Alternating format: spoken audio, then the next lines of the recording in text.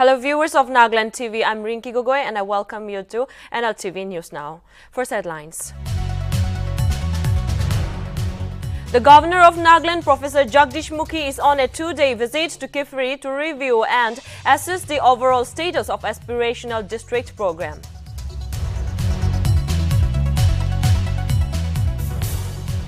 Entrepreneurs Associate, in collaboration with District Administration Mon, organizes meeting on upliftment of women street vendors at the Council Hall, Mon. PM Modi will hold a grand mega rally in Mapusa on Thursday ahead of the Goa Assembly polls. The Prime Minister will address a mega public meeting at Bodgeshwar Maidan at 5 p.m. a day before the campaign ends for poll-bound Goa.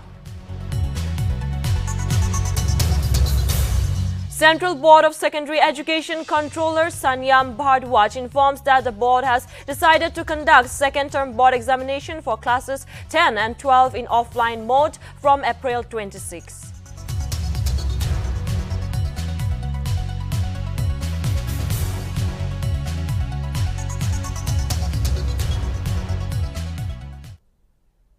Let's see more of the news in details.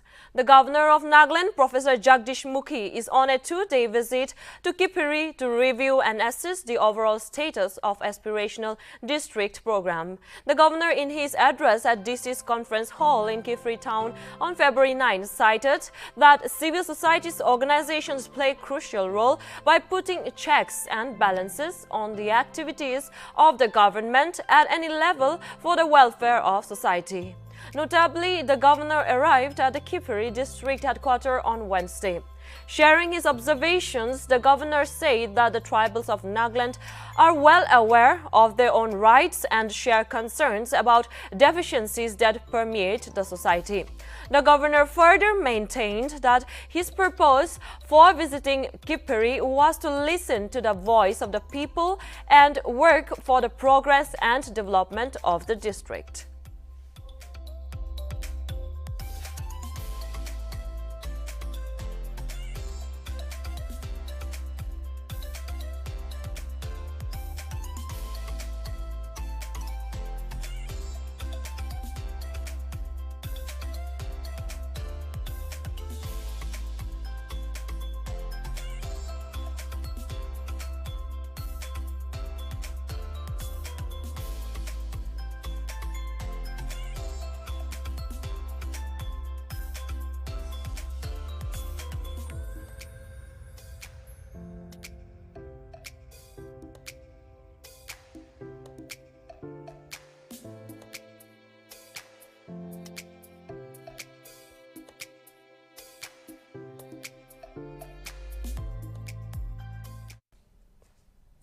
The federal government of Nagaland, Naga National Council (NNC) FGN voiced out to the Nagas to pursue the Naga dream with more vigor.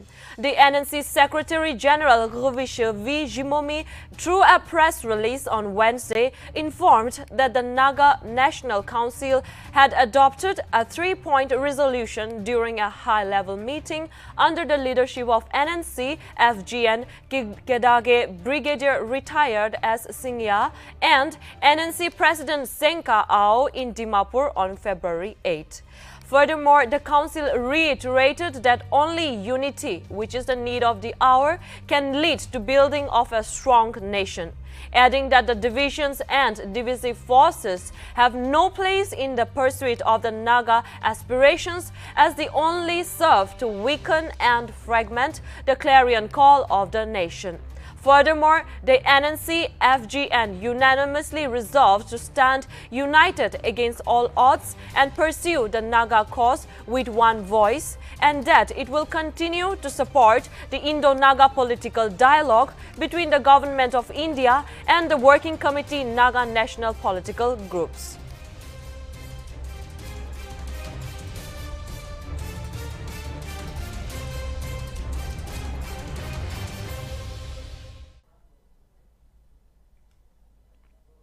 The Enforcement Directorate has provisionally attached assets worth rupees 2.22 crores belonging to an official of Assam Rifles in a disproportionate assets case. The ED registered a case against Assam Rifles official Rajdev Singh Yadav under the Prevention of Money Laundering Act.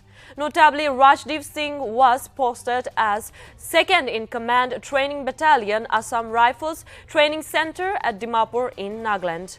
The ED initiated a money laundering probe on the basis of the CBI's FIR and the earlier filed charge sheets against him. Meanwhile, the ED learned in its investigation that Rajdeep Singh Yadav made huge cash deposits in his bank accounts and acquired huge assets which were disproportionate to his known source of income.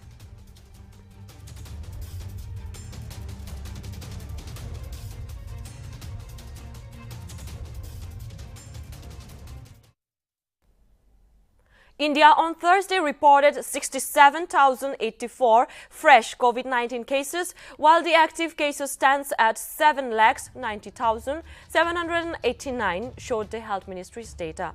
Furthermore, a total of 1,67,882 patients recovered in the last 24 hours, taking the cumulative recoveries to 4,11,80,751.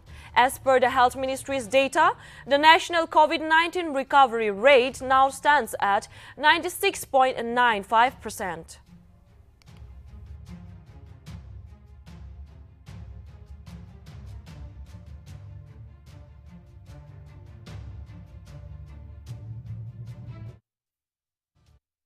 Nagaland on Wednesday reported a total of 52 new COVID-19 cases, with the active cases standing at 581. Notably, Dimapur reported the maximum with 37 cases, followed by Kohima with 11 cases. Among the other districts, Mokokchung and Wokha reported 1 case each, while Tuensang reported 2 cases. Furthermore, the state's cumulative recoveries have increased to 32,245, while the death toll increased to 745, with 2 fresh fatalities reported on Wednesday.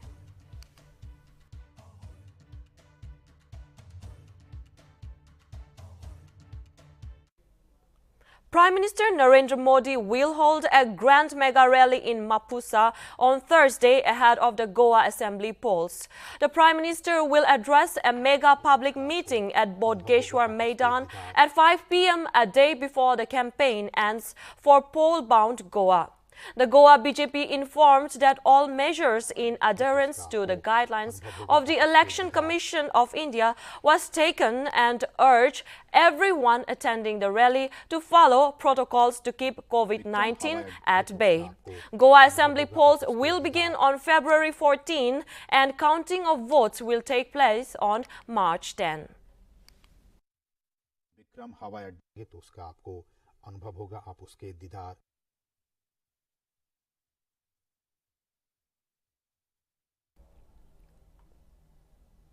The polling for the first phase of UP elections on 58 assembly seats covering 11 districts of the state started on Thursday at 7 a.m. and will conclude at 6 p.m.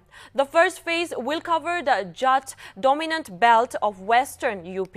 Polling will be done in districts of Mathura, Muzaffarnagar, Meerut, Ghaziabad, Bulandshahr, Hapur, Shamli, Baghpat, Aligarh, Agra and Gautam Buddha Nagar.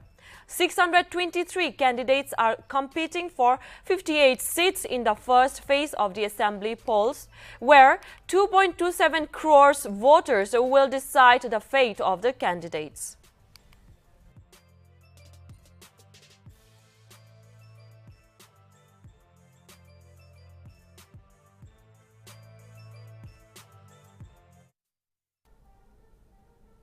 Central Board of Secondary Education is scheduled to conduct a second-term board examination for classes 10 and 12 in offline mode from April 26.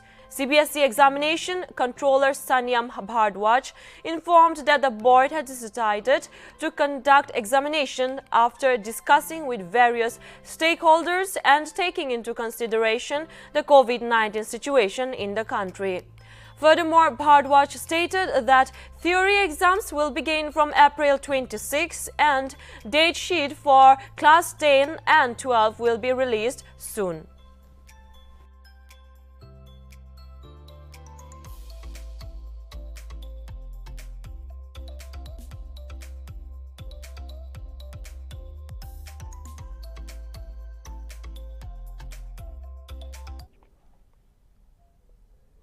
Delhi University is all set to reopen its gates for offline classes for all the undergraduates and postgraduate courses from February 17.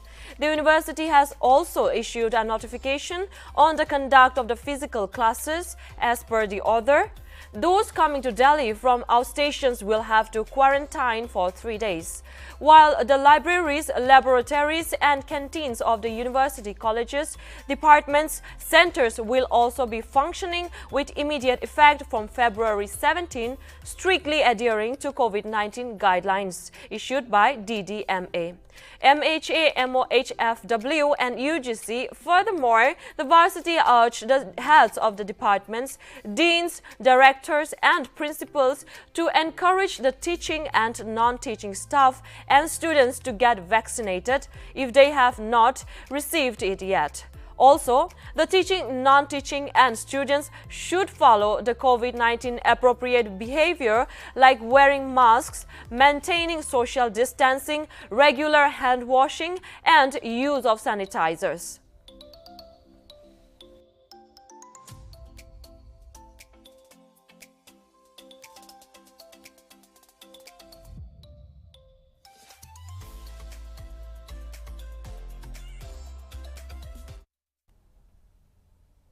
Tripura government has imposed a night curfew from 11 p.m. to 5 a.m. from February 11 to 20. The government made the decision in order to curtail the spread of COVID-19 in the state. As per state government's order released on Wednesday, cinemas, spas and gyms will be allowed to operate with 50% capacity, and restaurants are allowed to open till 10 p.m. with 50% capacity. Meanwhile, all government and non-government offices are to operate at 100% attendance, and aggressive COVID-19 appropriate behavior has to be followed by the officials and the staffs of all categories.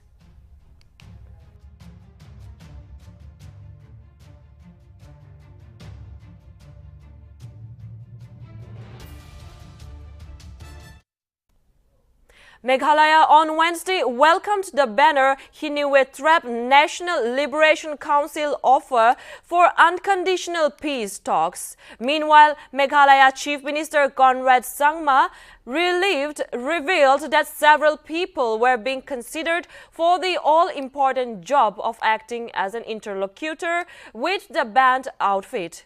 Addressing media persons after chairing a meeting, CM Sangma said that though HNLSC has made the offer through a statement, a formal message to the government was still awaited.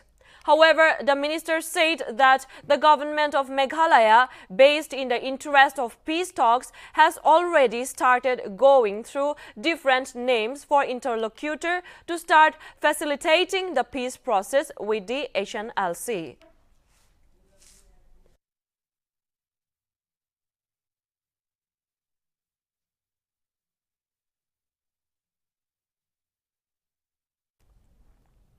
Entrepreneurs Associates, in collaboration with District Administration Mon, organized a meeting on upliftment of women street vendors on Wednesday at the Council Hall, Mon. According to sources, additional Deputy Commissioner Mon and Administrator Mon Town Council Chinyak Konyak, while speaking at the program, encouraged the women not to be ashamed of their profession as it ensured healthy food for the public. Furthermore, speaking about entrepreneurs, associates, and the UWSV's program, Administrative Coordinator E.A. Yuto Sangtam highlighted the aims, objectives, and various programs initiated by the NGO. Yuto stated that the UWSVS program will be implemented in all the districts with the primary aim to bring progress in the economic conditions and living standards of the street vendors. Notably, the program was chaired by Sanki Konyak B.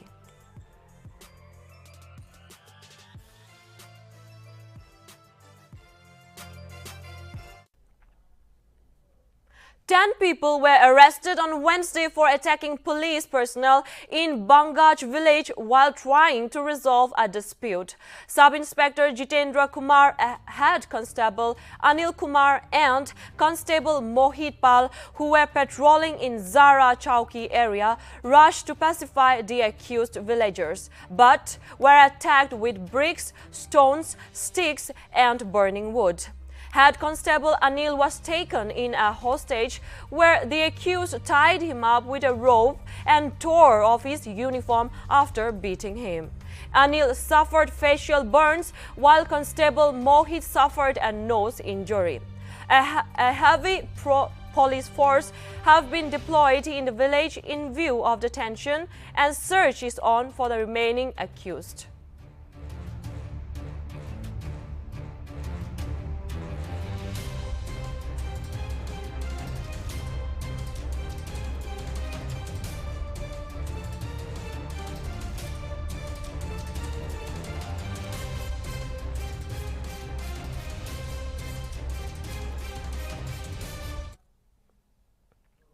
A petrol bomb was thrown at the Tamil Nadu Bharatiya Janata Party office by unidentified persons around 1 a.m. on Thursday.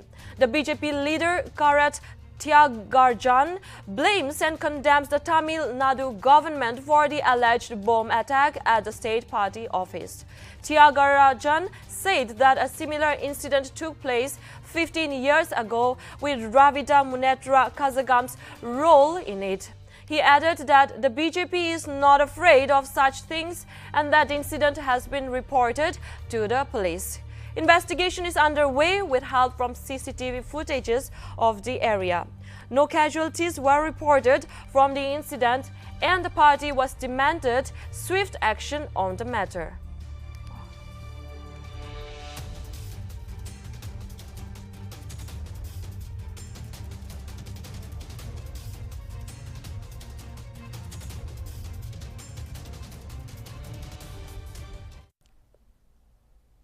India thrashed West Indies by 44 runs in the second one-day international in Narendra Modi Stadium in Ahmedabad to take an unassailable 2-0 lead in the three-match series with the win.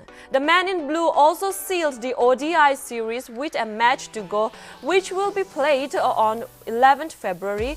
West Indies won the toss and elected to field first, where men in blue set a target of 238 with a loss of 9 wickets in 50 overs. Surya Kumar Yadav top scored for the hosts with 64 runs from 83 balls.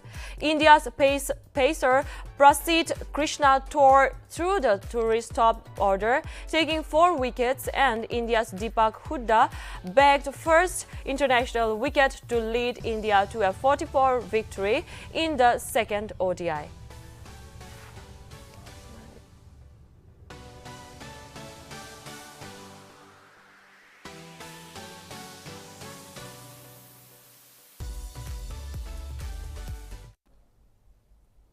Chelsea's Romelu Lukaku strike earned Chelsea a victory over Saudi Arabia's Al Hilal to seal a spot in the Club World Cup final for the first time in 10 years. Champions League holder Chelsea, without coach Thomas Tuchel on the touchline after he tested positive for COVID-19, looked in control. The European champions will face COPA Libertadores champions Palmeiras in the Club World Cup final on Saturday in the Mohammed bin Zayed Stadium in Abu Dhabi.